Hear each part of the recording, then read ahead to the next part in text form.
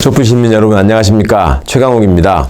제가 어쩌다 보니 또 다시 당사자가 돼서 등장하게 됐는데요. 이 윤석열 게이트에 대해서 한 말씀 드리고 싶어서 이 자리에 섰습니다. 고발 사건과 관련해서 등장하고 있는 고발장이 무려 4개입니다. 2020년 4월 총선을 앞두고 제가 3월 초순에 청와대를 나오게 되고, 또 3월 말에는 채널A 검언 유착 사건이 MBC의 단독 보도로 세상에 알려지게 됩니다. 이 이후에 이 사람들은 손준성, 한동훈, 그 다음에 대변인이었던 권순정 셋이서 수십 차례 카톡을 매일매일 주고받으면서 법무부 장관의 조치와 MBC의 보도와 또 그것을 통해서 드러나고 있는 검언 유착의 실체와 검찰의 정치 공작에 대해서 어떻게 해야 할 것인지 수기한 흔적들이 지금 포착되고, 또 이것들이 지향하는 바가 무엇이었는지가 곧 드러날 거라고 생각됩니다. 그런 과정에서 4월 3일 이 사람들은 저에 대한 고발장을 작성하고, 그 고발장을 대검에서 작성한 것으로 지금 강력하게 추정되고 있는 것이고, 또 그 고발장을 작성한 흔적이 대검 내부망을 통해서 어느 정도 확보된 것으로 박범계 장관이 언급을 하고 있는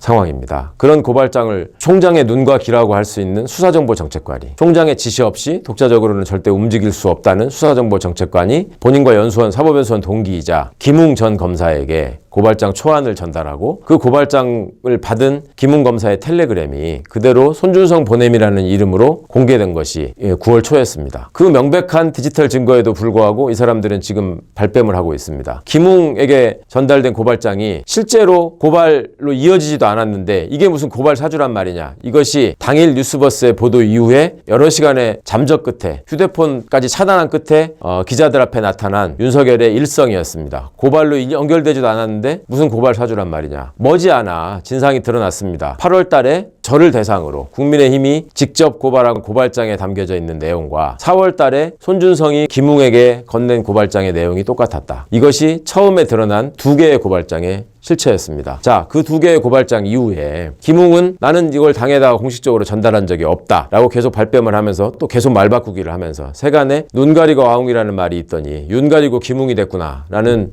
조소를 자아내는 일까지 벌어지는, 말도 안 되는 기자회견을 통해서 국민과 언론의 화만 돋구는 이런 일들을 계속 반복하고 있었는데, 그 와중에 마각의 일단이 또다시 드러난 것이 법률지원단에 있었다는 조모 변호사가 받았다는 고발장 초안이었습니다. 이 고발장이 언론을 통해서 드러난 3번째 고발장입니다. 이 3번째 고발장은 누구를 통해서 전달되었는가에 대해서 계속 발뺌하다가 결국은 정점식 당시 법률지원단장을 통해서 당에 공식적으로 전달되었다라는 사실이 확인이 되었고, 또 이 조 변호사가 자신이 작성한 초안을 나중에 공개하게 되는데, 이 초안이 지금 언론을 통해 드러난 4번째 고발장이 되겠습니다. 이 고발장들의 내용은 100% 가깝게 똑같습니다. 이 4가지 고발장 모두 다 제 주민등록번호 앞자리를 틀리게 기재한 고발장이고, 이 4개의 고발장 모두 다 4월 달에 매불쇼 유튜브 조회수를 그대로 베껴쓰기를 한 고발장입니다. 어떻게 윤석열 씨가 본인은 관련이 없다고 빠져나갈 수 있다는 것인지 저는 도무지 납득할 수 없고 이해할 수 없습니다. 그러더니 남는 얘기는 이제 전부 거짓말입니다. 처음에 고발로 이어지지도 않았다라고 했던 것 거짓말. 손준성을 추미애 라인이라고 하다가 최강욱이 반부패 비서관을 통해서 자신의 측근으로 심은 사람이다 라는 말을 뒤에 숨고 캠프 사람의 입을 통해서 익명으로 흘립니다. 윤석열 후보의 최측근이자 캠프의 핵심이라고 하고 있는 그 훌륭한 아드님을 둔 우리 장제원 의원은 또 뭐라고 했습니까? 늘 목청을 높여가면서 부마항쟁과 이한열 열사를 연결하는 것도 모자라서 고발장은 전달했으려면 가장 핵심적인 역할을 하고 가까운 사이인 정점식 의원한테 연락을 했어야지, 왜 당에 들어온 지도 얼마 되지도 않은 김웅 의원한테 전달을 했겠냐고 목청을 높인 적이 있었습니다.